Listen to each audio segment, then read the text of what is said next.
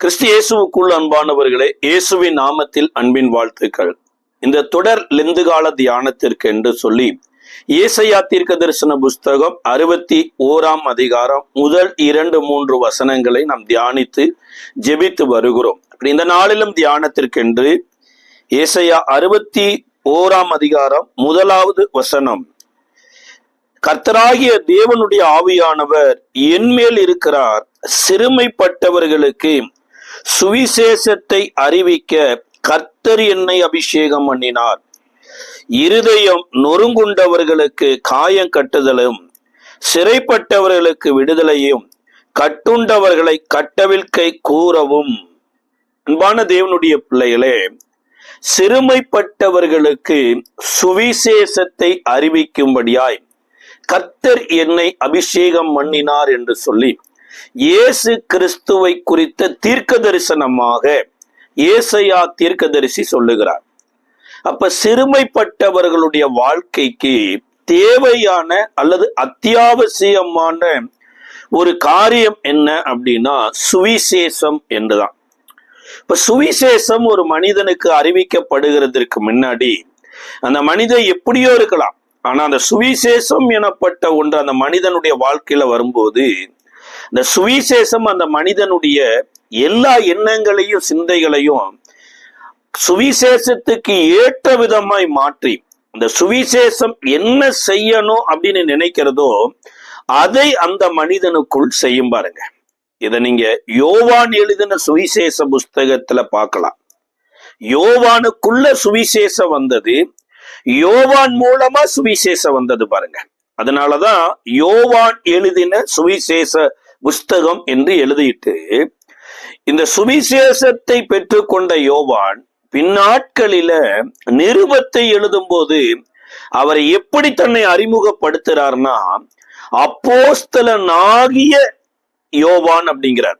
ஒரு சுவிசேஷம் ஒரு மனிதனை அப்போஸ்தலனாக மாற்றியது.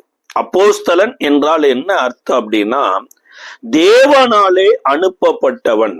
தேவன் ஏதோ ஒரு பர்பஸுக்காக இந்த உலகத்துல நம்மளை அனுப்பி இருக்கிறார். அவருடைய வேலைக்காக இன்னி சொன்னா தேவன் எனப்பட்டவர் ஒருத்தர் இருக்கிறாரு. இந்த தேவனை உலகம் அறிய வேண்டும் என்பதற்கு அடையாளமாக அனுப்பப்பட்டவன் அப்படின்னா தான் அப்போஸ்தலன் என்ற அர்த்தம். இதுக்கு மிஷனரி எனப்பட்ட இன்னொரு பெயர் இருக்குது. இந்த அப்போஸ்தலனாய் வாழ்ந்து கொண்டிருக்கிற மனிதனுடைய வாழ்க்கையில எல்லாமே தேவனுடையதான் மாறுது. பாருங்க, ஒரு நாட்டுல இருந்து இன்னொரு நாட்டுக்கு அம்பாசிடராக யாரோ ஒருத்தரை அனுப்புகிற போது இந்த நாடு அவருக்கு தேவையான அத்தனை வசதிகளையும் ஏற்படுத்தித்தான் அந்த நாட்டுக்கு அனுப்பும்.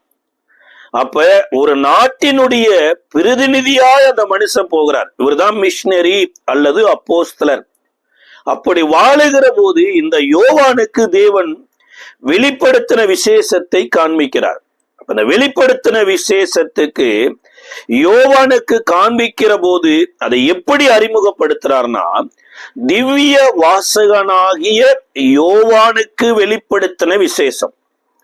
திவ்ய வாசகன் அப்படிங்கிறார். அப்ப திவ்யா அப்படின்னா பியூட்டிஃபுல்லான ஒரு மனிதனாக இந்த சுவிசேஷம் கன்வெர்ட் பண்ணிருச்சு. பாருங்க, உலகத்தாங்க சொல்லுவாங்க அல்லது கர்த்தரை அறியாத பக்தி மார்க்கத்தில் இருக்கிறவங்க சொல்லுவாங்க, பக்தி சித்தி அடைந்து முக்தி அடையணுமாம். அது ஆரம்பித்தோம், குழந்தையா ஆரம்பித்தோம், புருஷர்களா மாறணும், அதற்கு அப்புறம் பாருங்க அனுபவம் உள்ள வயோதிபர்களாய் மாறுகிறோம். அதே மாதிரிதான் நம்மளுடைய வாழ்க்கையில இந்த சுவிசேஷம் ஒவ்வொரு ஸ்டேஜில இருந்து ஒவ்வொரு ஸ்டேஜை நோக்கி நகர்த்தி கூட்டி கொண்டு போகிறது. அப்ப சிறுமைப்பட்டவர்களுக்கு கட்டாயம் எது தேவைன்னா வசதி தேவையில்லை, அல்லது உதவி செய்கிற மக்கள் தேவையில்லை, அதெல்லாம் வேண்டாம்னு அர்த்தம் இல்லை. அது சிறுமையிலிருந்து நம்மளை விடுதலையாக்காது.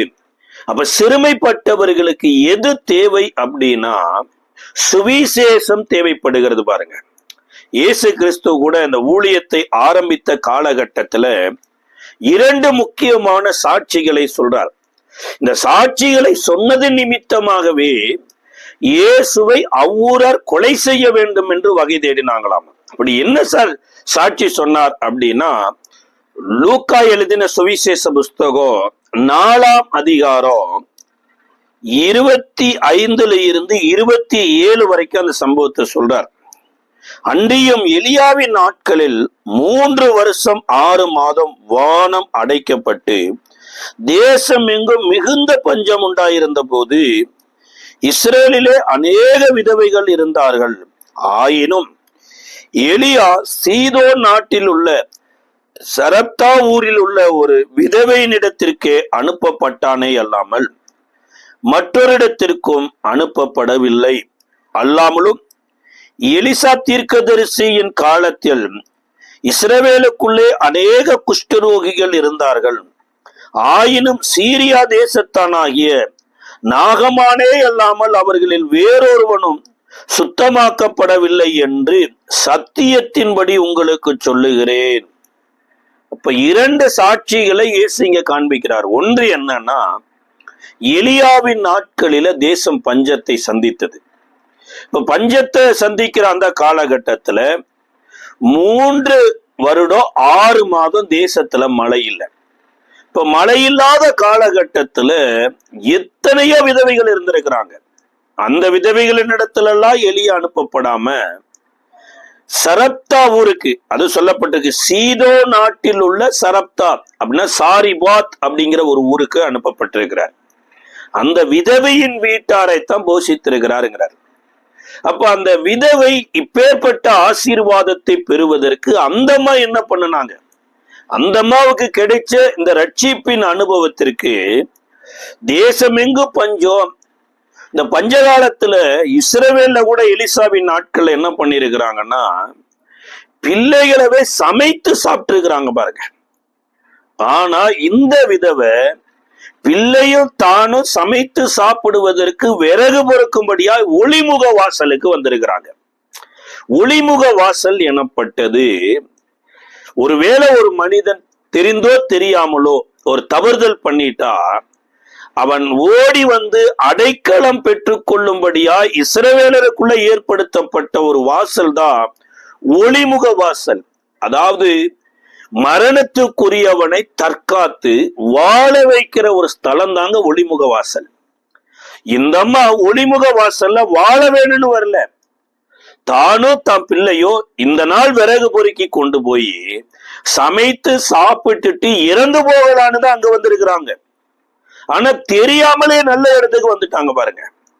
இப்ப இந்த ஒளிமுக வாசலுக்கு தான் இப்ப எலியாவும் வந்த போது எலியா இந்த அம்மாவை பார்த்து சொல்றாரு, குடிப்பதற்கு கொஞ்சம் தண்ணீர் கொண்டு வாங்குறார். சார், ஆட்டிலேயே தண்ணி வத்திருச்சு. ஆட்டு தண்ணி வத்தினதுனாலதான் இந்த எலியாவே கேரித் ஆற்றங்கண்டை விட்டு கர்த்தருடைய வார்த்தையின்படி இந்த சாரிபாத்துக்கு வர்றார்.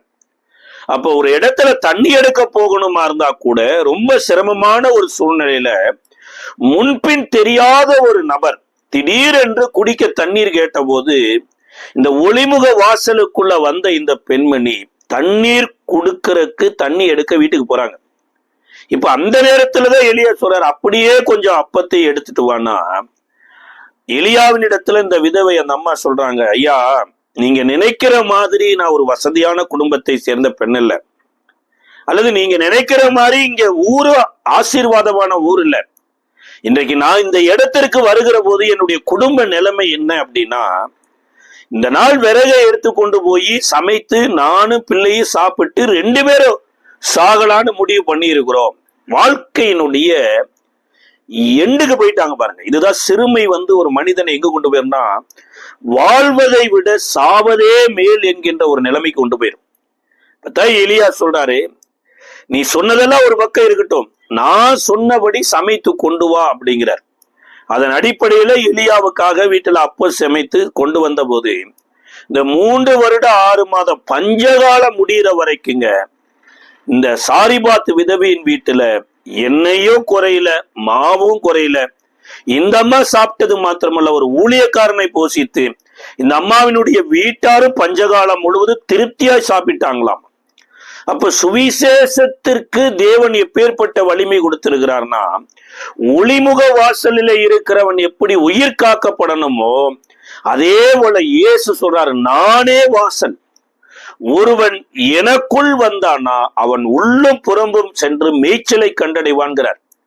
அப்ப இயேசு வாசலாய் இருக்கிறபடினால, ஜீவனுக்கு போகிற வாசல் அவராய் இருக்கிறதுனால, அவருக்குள்ள வருகிற போது நம்மளுடைய முடிவான எண்ணங்களை எல்லாம் அவர் மாற்றி வாழ வைப்பதற்கு ஆயிரம் வழிகளை ஏற்படுத்துறார். ஒருவேளை உங்களுடைய வாழ்க்கையிலும் இந்த பெண்மணியினுடைய நிலைமையை போல இருக்கலாம்.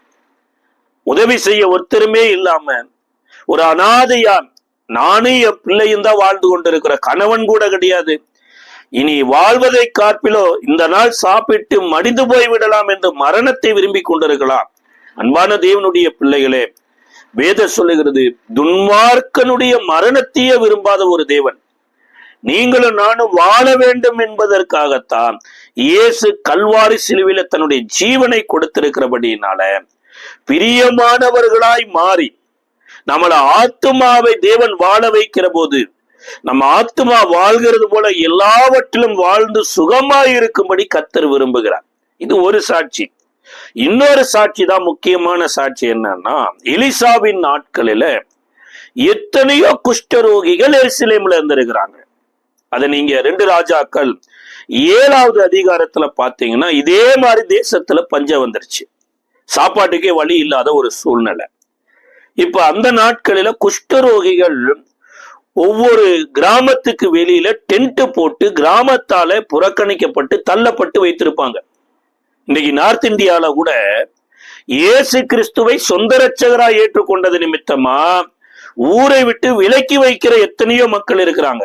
இவங்க பார்வையில் என்னன்னா, இயேசுவை ஏற்றுக்கொண்டவங்க குஷ்டரோகிக்கு சமானம், தேச துரோகிகள் மாதிரி. ஆனா அதே நார்த் இந்தியாவுல விபச்சார தொழில் செய்து கொண்டிருக்க பட்டணங்களில, அது நடு பட்டணத்துல நடந்து கொண்டு இருக்குது. அதற்கு வாய்ப்புகளை கொடுத்துறாங்க பாருங்க. அடுத்து சாராய கடை வச்சு நடத்துறான், அதுக்கு வாய்ப்பு இருக்குது.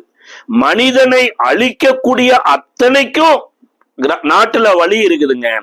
ஆனா மனிதனை வாழ வைப்பதற்கு தன்னையே கல்வாரி சிலுவையில கொடுத்த இயேசு கிறிஸ்துவை அறிவிக்கிற மிஷனரிகளுக்கு, ஊழியக்காரர்களுக்கு அந்த கிராமங்களில இடம் இல்லை. தேசம் பாருங்க எவ்வளவு ஒரு இருள் இருக்குது பாருங்க. அப்ப கர்த்தர் இருளில் இருக்கிற ஜனங்களை வெளிச்சத்துக்கு கொண்டு வரணும் அப்படின்னா, கர்த்தருடைய வார்த்தை சொல்லுது, இயேசு இந்த பூமிக்கு வருகிற போது கூட இருளில் இருக்கிற ஜனங்கள் பெரிய வெளிச்சத்தை கண்டார்கள், மரண இருளின் திசைகளில் இருக்கிறவர்கள் மத்தியில வெளிச்சம் உதித்தது அப்படிங்கிறார். அப்ப இந்த குஷ்டரோகிகளை போல நம்ம நாட்டுல பாக்குறாங்க, ஆனா இஸ்ரேல்ல குஷ்டரோகிகளை தான் அப்படி பார்த்தாங்க. அப்ப அந்த குஷ்டரோகிகள் என்ன சொல்றாங்கன்னா, தேசமே பஞ்சத்துல இருக்குது. அதனால யாரு வீட்லயாவது ஆகாரத்தை கேட்டு போனா கட்டாயம் அவங்களே பஞ்சத்துல இருக்கும்போது அவங்க சாப்பிடுறதே பெருசா இருக்கும்போது நமக்கு எப்படி கொடுப்பாங்க? அதனால நாமளும் உயிர் வாழறதுக்கு அவங்களிடத்துல வழி இல்லை. நம்ம இங்க சாப்பிடாம இருந்தாலும் செத்து போயிடுவோம், சாகிறதே சாகிறோம், எதிரினுடைய பாளையத்துல போய் சாகலாம் என்று சொல்லி அவர்கள் யுத்தம் பண்ணும்படியா புறப்பட்டு போகல, அவர்கள் சாவை விரும்பித்தான் போனாங்க. ஆனா அவங்க போறதுக்கு முன்னாடியே கர்த்தர் ரதங்களின் இரைச்சலையும் இராணுவத்தின் இரைச்சல்களையும் சீரியர்களுக்குள்ள கேட்க பண்ணினதுனால இந்த பஞ்சத்துக்கு காரணமாய் இருந்த சீரியர்கள் அவர்கள் டென்ட்டை விட்டுட்டு சமைத்த ஆகாரத்தை அப்படியே விட்டுட்டு இஸ்ரவேலின் ராஜா ஒரு பெரிய சேனையை கூட்டிக் கொண்டு வருகிறான் என்று பயந்து டென்ட்டை காலி பண்ணிட்டு ஓடிட்டாங்க. ஆனா டென்ட்ல இருக்கிற அத்தனையும் அப்படியே இருக்குது. அவர்கள் ஜீவன் தப்ப ஓடி போனாங்க. இப்ப இந்த 4 குஷ்டரோகிகளோ முதல்ல சீரியருடைய டென்ட்டுக்குள்ள உள்ள போன சமைத்த ஆகாரம் அப்படியே இருக்குது, நல்ல திருப்தியா சாப்பிட்றாங்க. அங்க இருக்கிற வெள்ளி பொண்ணு எல்லாத்தையும் எடுத்து போட்டுக்கிறாங்க. மறுபடியும் ஒரு டென்ட்டுக்குள்ள போறாங்க, அங்கேயும் வேணுங்கிற அளவுக்கு சாப்பிட்றாங்க, வெள்ளியும் பொண்ணையும் எடுக்கிறாங்க. 3வது ஒரு டென்ட்டுக்குள்ள போய் வேணுங்கிற அளவுக்கு சாப்பிட்டு இப்ப சேகரித்து வைக்கிறதுக்கு இடம் இல்லை. இப்ப இந்த 4 பேரும் ஒருவரை ஒருவர் பார்த்து, இந்த நாள் நற்செய்தி அறிவிக்கிற நாள், நாம் மௌனமா இருந்தால் பொழுது விடுந்துரு பொல்லாப்பு நம்ம மேல சரி. ஏன்னா சீரியர் ஒரு 4-5 டென்ட் போடல, இஸ்ரவேலை சுற்றிலும் டென்ட் போட்டிருக்காங்க. அப்ப எல்லா டென்ட்டுக்குள்ளயும் அந்த கூடாரத்துக்குள்ளயோ ஆகாரமும் இருக்குது, சீரியருடைய வெள்ளி பொண்ணு எல்லாமே இருக்குது. எவ்வளவு எடுக்க முடியும் என்று சொல்லிதான் இதை ராஜாவுக்கு அறிவிக்கலாம் என்றாங்க. அதன் அடிப்படையில ராஜாவின் இடத்துல சொன்னபோது ஜனங்கள் எல்லாம் ஓடி வந்து இதை கொள்ளையடித்தாங்களாமா சார். ஆனா இதை இயேசு என்ன சொல்றாருன்னா, இந்த குஷ்டரோகி வேணுங்கிற அளவுக்கு சாப்பிட்டான், வேணுங்கிற அளவுக்கு வெள்ளியும் பொன்னையும் சம்பாதித்தான். ஆனா அதே பட்டணத்துல எலிசா எனப்பட்ட ஒரு தீர்க்கதரிசி இருந்தாரு. அந்த தீர்க்கதரிசியின் இடத்துல இவர் போகல. ஆனா அந்த தீர்க்கதரிசியின் இடத்துல சீரியா தேசத்தானாகிய நாகமானே வந்தானம்மா. அவனுக்கு குஷ்டரோகம். அவனுடைய குஷ்டரோகம் நீங்க வேண்டும் என்று அவன் எவ்வளவோ ஆசைப்பட்டிருக்கிறான், எவ்வளவோ மருந்து எடுத்திருக்கிறான், எங்கேயும் நடக்கல.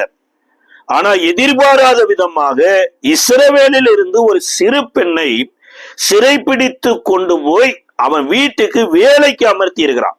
சிறு பெண் அப்படின்னா ஒரு வயதுல 12 இருந்து 15 வயதுக்குட்பட்டு இருக்கலாம்னு வச்சுங்க. ஏன்னா ஒரு மனுஷனுடைய பலவீனத்தை அறிந்து கொள்ற அல்லது வியாதியை அறிந்து கொள்ளுகிற ஒரு வயது, அதான் சிறு பெண் என்று சொல்லப்பட்டிருக்கு. அப்ப சிறு வயதிலேயே சிறைப்பட்டு போய் அதே சீரிய தேசத்துல தாய் தகப்பனோடு செல்வ செழிப்பா வளர்க்கப்படுகிற எத்தனையோ பிள்ளைய பார்த்திருக்கலாம். அப்ப இந்த பிள்ளையினுடைய ஏக்கம் என்னமா இருந்திருக்கும், ஏன் ஆண்டவரே என்ன சிறு வயதிலேயே இப்படி சிறுமையாக்கி விட்டீர்? எல்லாரும் தாய் தகப்பனோடு சந்தோஷமா இருக்கும்போது நான் இன்றைக்கு தாய் இல்லாம தகப்பன் இல்லாம ஒரு அனாதையா இந்த இடத்துல வந்து ஒரு அடிமையின் வேலை செய்கிற ஏன் என் வாழ்க்கையில கைய விட்டீர் என்று கர்த்தரை கேள்வி கேட்கல. அடுத்து அந்த 12-15 இருக்கிற வயசுல பாத்தீங்கன்னா எல்லோரும் பள்ளிக்கூடம் போய் கல்வி பயில்ற அந்த காலகட்டத்துல நான் சிறு வயதிலே வேலை செய்து கொண்டிருக்கிறேன்.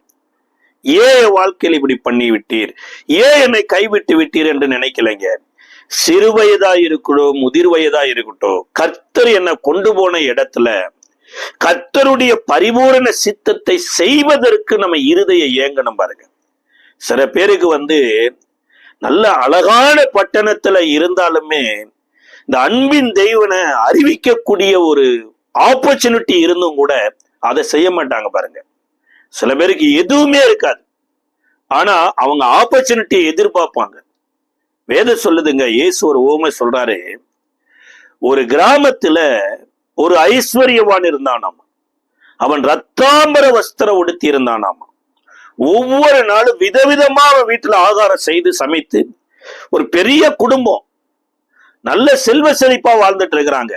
அதே மனிதனுடைய அரண்மனைக்கு பக்கத்துல லாசரு எனும் பேர் கொண்ட ஒரு மனுஷன் இருந்திருக்கிறான்.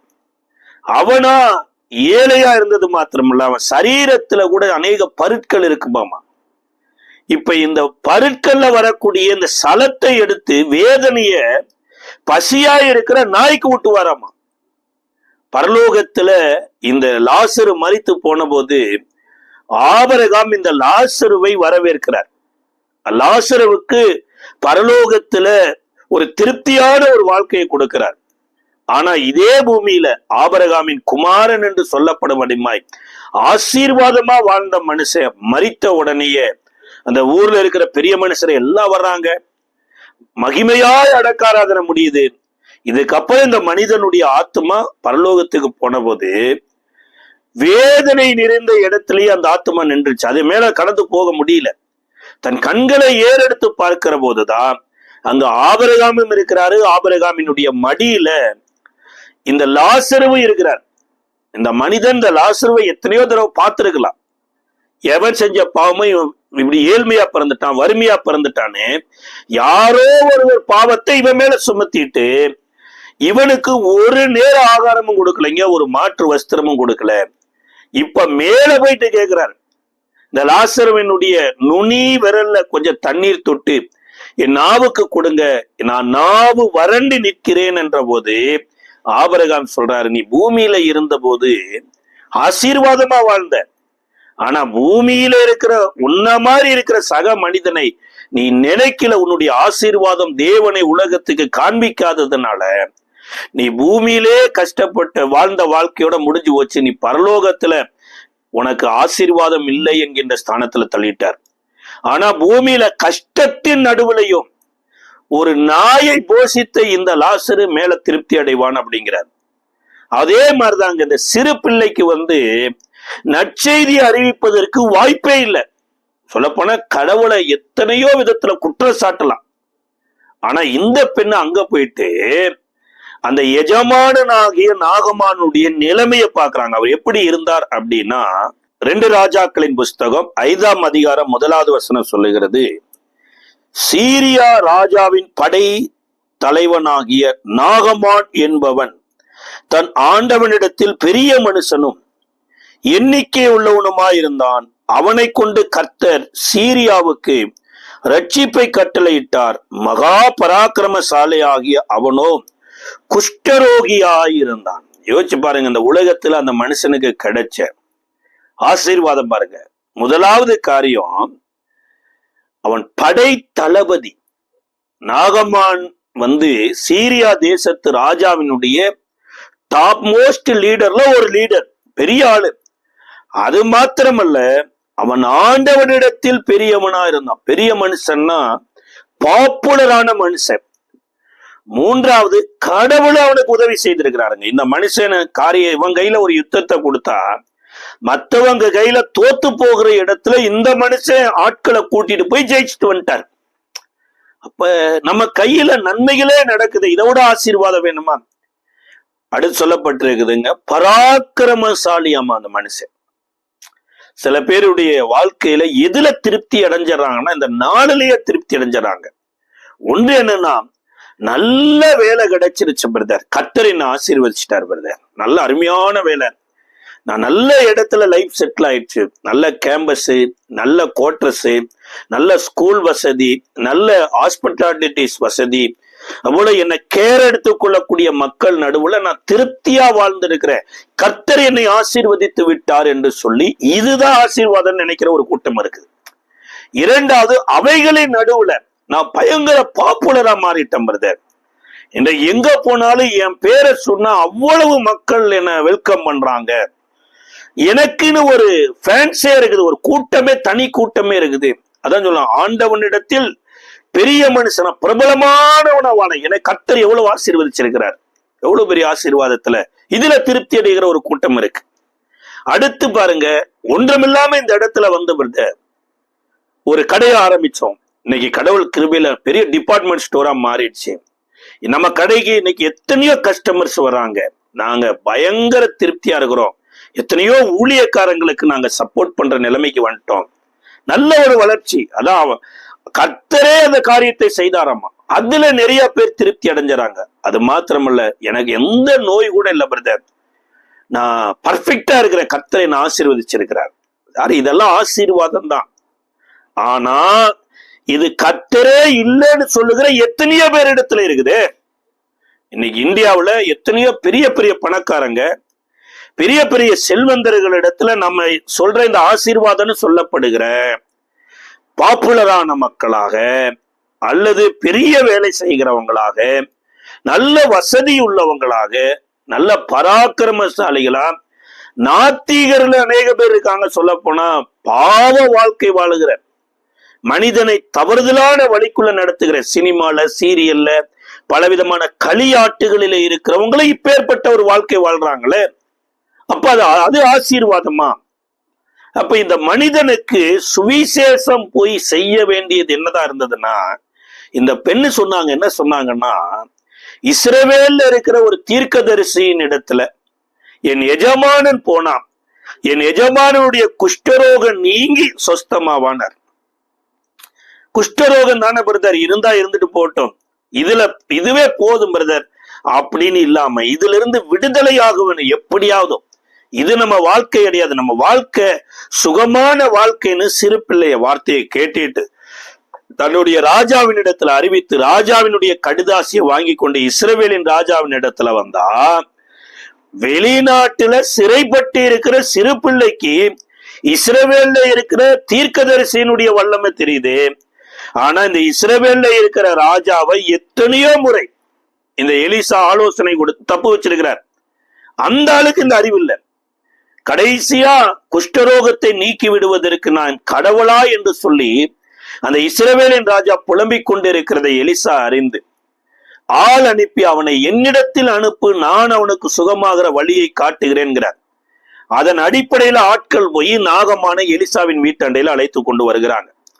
இப்ப இந்த நாகமானுடைய ஆசையெல்லாம் என்னவா இருந்ததுன்னா, எல்லா பாஸ்டரும் என்ன பண்ணுவாங்க, பிரச்சனை அப்படின்னா வரவழைச்சு முழங்கால் படிட்டு அவங்க மேல கைய வச்சு ஆசீர்வதிச்சு, ஒருவேளை எம்எல்ஏவா வந்தா கூட, ஐயா நீங்க சர்ச்சுக்கு வாங்க, இயேசுவை சொந்த ரட்சகரா ஏற்றுக்கொள்ளுங்க, மனம் திரும்பி ரட்சிக்கப்படுங்க, இவ்வுலகத்தோடு நம்ம வாழ்க்கை முடிகிறது இல்லை, இதற்கு பின்பு மரணத்துக்கு அப்பால ஒரு நித்திய காலம் இருக்குது, அதற்கு உங்களுக்கு இயேசு அவசியம்.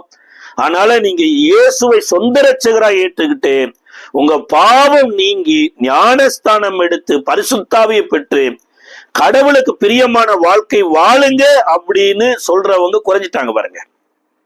அதாவது ஒரு தலைவன் என்ன எதிர்பார்ப்புல வர்றாரோ அந்த எதிர்பார்ப்பை நிறைவேற்றுகிற தீர்க்கதரிசிகள் மாறிட்டாங்க.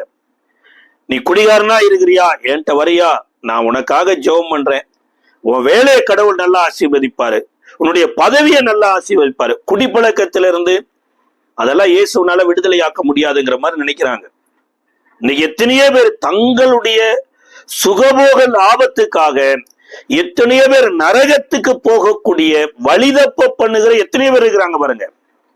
ஆனா இந்த எலிசாவின் இடத்துல நாகமான் வந்த உடனேயே எலிசா ஆலோசனை கொடுக்கிறார். ஒரு ஆளை அனுப்பி, நீ யோர்தான்ல போய் 7 தரம் மூழ்கி எந்திரி, நீ சொஸ்தமாவாய் அப்படின்ட்டார்.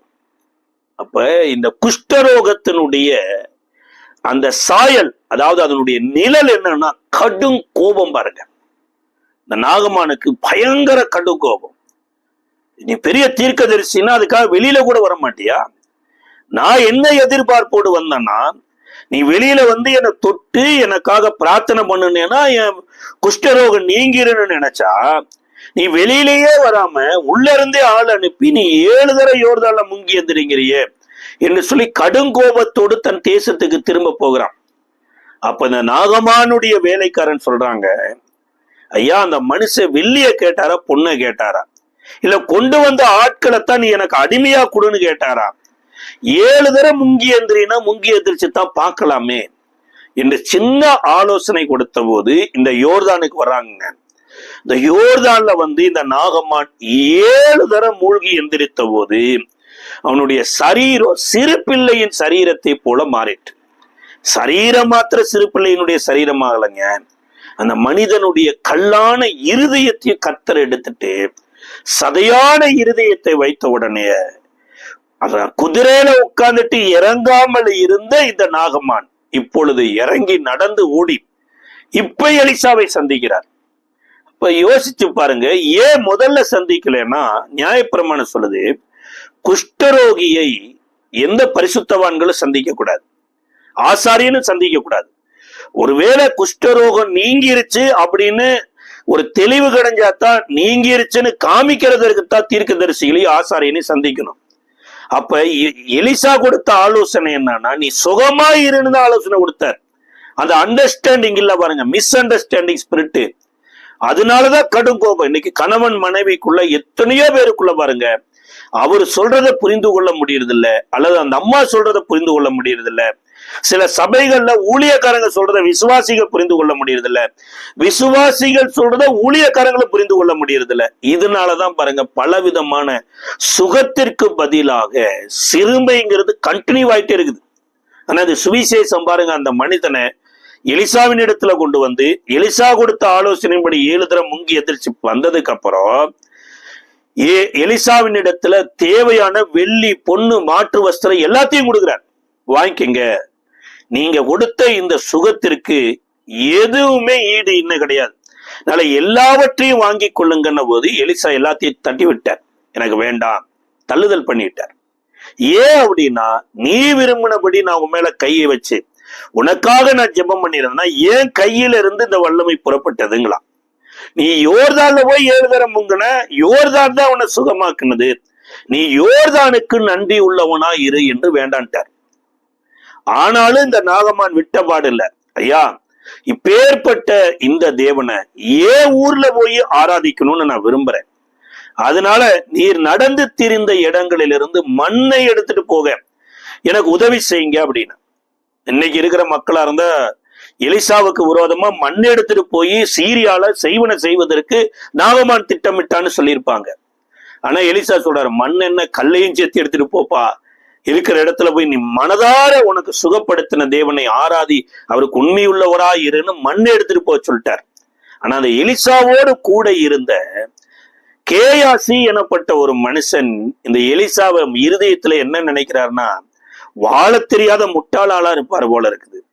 நம்ம ஒரு வீட்டுல போய் எரிஞ்ச வீட்டுல புடுங்கினாத்தானே அது ஆபத்து. அவனே மனநிறைவோடு கொடுக்கும் போது அதை வாங்காம தள்ளி பண்ணி விட்டாரு. அவருக்கு தெரியாம அவன் கொடுக்கணும்னு நினைச்சத நாம போய் ரகசியமா வாங்கிக்கலான்னு எலிசாவுக்கு தெரியாமலேயே ஓடி போய் நாகமானிடத்துல பொய் சொல்லி அவர் கொடுக்க விரும்ப இருந்த எல்லாவற்றையும் வாங்கி கொண்டு வந்து தன் வீட்டுல குழி தோண்டி புதைத்து வைத்துட்டு யாருக்கும் தெரியாம இப்பொழுது எலிசாவின் இடத்துல வர்றார். அப்பதான் எலிசா கேட்கிறாரு, எங்கே இருந்துப்பா வர? நீ அவன் குதிரையை விட்டு இறங்கும் போது உன் மனசாட்சி இடைபடலையா? இந்த குஷ்டரோகத்தோடு வந்த போது அவன் குதிரையை விட்டு இறங்கல. ஆனா இந்த யோர்தான்ல 7 தடவை மூழ்கி எந்திரித்த போது இப்ப சுகமாய் வந்தவன் எது வேணாலும் செய்ய ஆயத்தமா இருக்கிறான். அப்ப அந்த இறுதியம் உனக்கு இல்லையா? மனசாட்சி இல்லாம உன் எஜமானன் வேண்டான்னு சொன்னதை நீ வேணும்னு எடுத்துக்கொண்டு வந்துட்டியே. அதனால நாகமான் விட்ட குஷ்டரோகம் ஓ மேலே உன் குடும்பத்தின் மேலே வருண்டார். இதைத்தான் இயேசு பேசுறார்.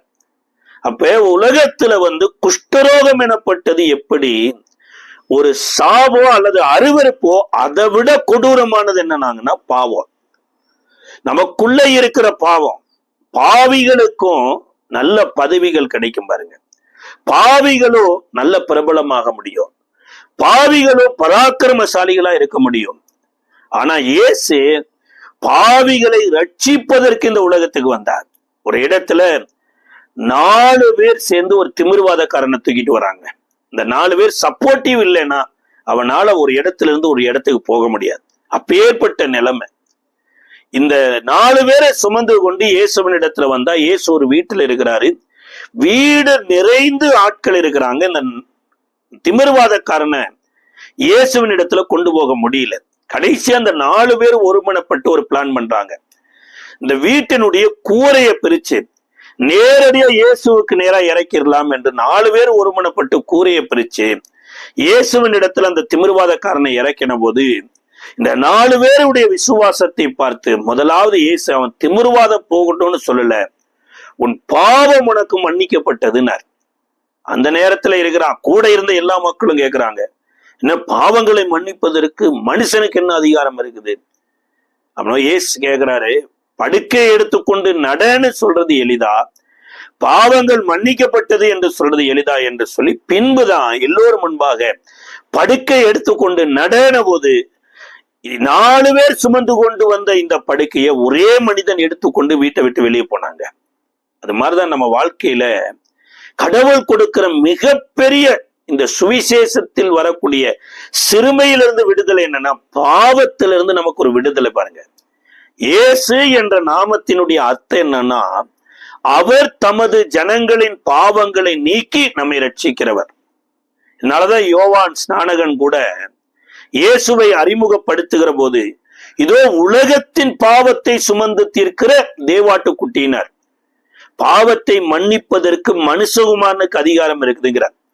அப்ப சிறுமைப்படுத்தப்படுகிறோம். சிறுமையில இருக்க காரணம் என்னன்னா, நம்ம பாவம் செய்து பாவிகள் அல்ல, பாவிகளா இருப்பதனால பாவம் செய்யறோம்.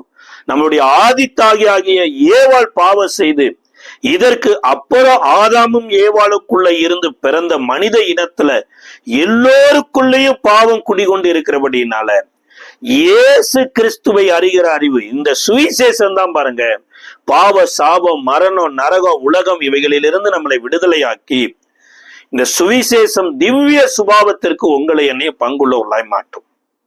இந்த நாளில கூட ஆண்டவரே, என்னுடைய சிறுமைக்கு காரணம் நான் செய்த தவறுதல் அல்ல, என்னுடைய பிறப்பே சிறுமைப்படுதலுக்குரிய பிறப்பா இருக்குது.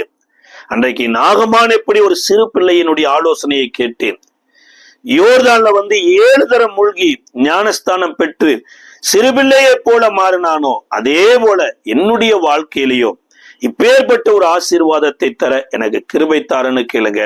கட்டாய ஆண்டவர் உங்களுக்கு உதவி செய்வார். நம்ம ஜெபிக்கலாமா? அன்பின் பரலோக பிதாவே, இயேசுவின் நாமத்தில் நன்றியோடு சோதரிக்கிறோம். சிறுமைப்பட்டவர்களுக்கு அறிவிக்கிற இந்த சுவிசேஷம் இயேசுவின் நாமத்தினால நம்முடைய மக்களுடைய சிறுமையிலிருந்து விடுதலையாக்கி மருத்துவமனைக்கு என்று சொல்லி ஆண்டவரே பலவிதமான இருளின் மக்களுடைய ஆலோசனைக்கு என்று சொல்லி வாழ்க்கையையும் வருமானத்தையும் செலவழித்துக் கொண்டிருந்த நாகம்மானை சந்தித்த இந்த சுவிசேஷம், தேவனண்டையில திருப்பின இந்த சுவிசேஷம், பரிசுத்தவான்களுடைய ஐக்கியத்துல கொண்டு போன இந்த சுவிசேஷம், இதை கேட்ட ஒவ்வொரு மக்களுடைய வாழ்க்கையில இடைபடட்டும். இவர்கள் வறுமைக்குரியவர்கள் அல்ல, இவர்கள் வியாதிக்குரியவர்கள் அல்ல, இவர்கள் சமாதான கேட்டுக்குரியவர்கள் அல்ல, தேவனுக்குரியவர்களாய் இருக்கிறார்கள் என்கின்ற ஒரு அறிவை இந்த சுவிசேஷம் ஆண்டவரே வெளிப்படுத்த நாங்கள் செபிக்கிறோம். கிருபை பாராட்டும், ஆசீர்வதியும். இயேசுவின் நாமத்தில் செபிக்கிறோம் நல்ல பிதாவே, ஆமென். எங்களோடு நீங்கள் தொடர்பு கொள்ள மிஷனரி சகோதரர் ஜெயபால், இயேசுவின் ஆசீர்வாத ஊழியங்கள், சேலையூர், சென்னை, தென்னிந்தியா. Missionary brother Jayapal, Jesus plus ministries, Selaiyur, Chennai, south India.